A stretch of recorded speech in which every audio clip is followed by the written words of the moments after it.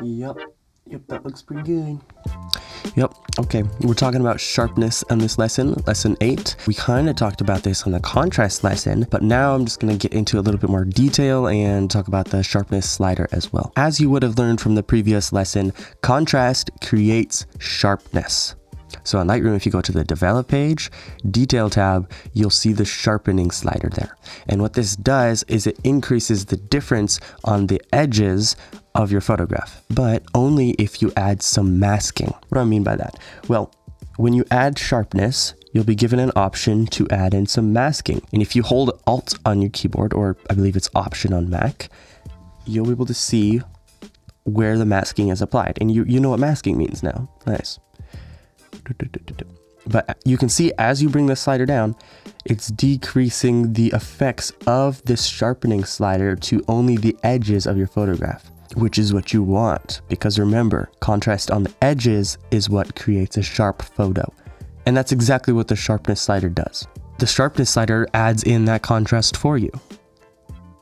So you can see if it's all the way down, no contrast. If I slide it up, a lot more contrast. When you zoom out, you might not be able to see the full effects of the sharpening slider. It's there, 100%, making the photo pop. But as I said in the last lesson, sharpness isn't always because of the sharpness slider. You can do it intentionally with color or a difference in brightness. So take a look at this photo here. There is a difference in color and brightness. This temple is saturated compared to its surroundings. It's also significantly brighter compared to its surroundings, and so it looks super sharp. Your camera is not bad. It doesn't not know how to focus on things. It will focus on what you're shooting. You just need to be intentional about what you're shooting. Something I want to point out with this photo is that it's not actually that sharp. Let's zoom in. Look, it's not that sharp. Like, I think I was focused on something else. But when you're zoomed out, that looks fine.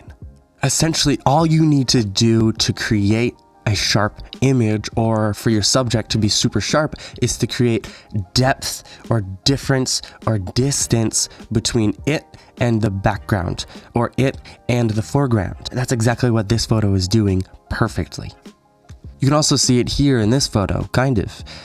It looks relatively sharp, but when you zoom in, that is blurry. You know why it's blurry? It's because I was shooting at a low shutter speed. That's something that you definitely want to keep in mind when you're shooting, and it's more on the camera side, which I'm not really supposed to talk about, but I will. If you're shooting at a low shutter speed, your camera has the opportunity to absorb light when it's pointing there, and then the images merge together and you get a weird, wacky, not sharp image. But if you're shooting at a higher shutter speed, your camera captures light from there only. Obviously, if you hold it really steady and your subject is perfectly still, you could shoot at a really low shutter speed. But for something like this, when you're on a boat taking a photo of something moving, you want a higher shutter speed than that.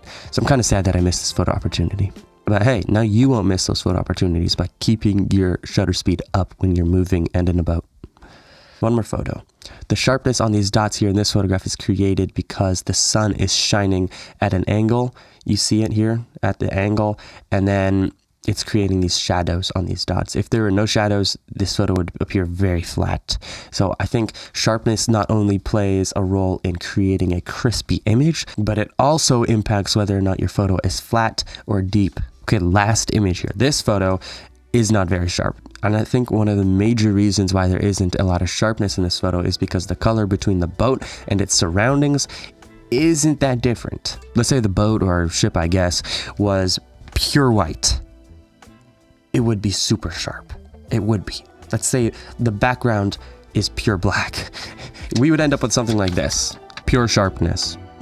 That's the end of lesson 8. Super simple. Remember contrast and you'll be golden. I hope you enjoyed it. Thank you for sticking around, by the way.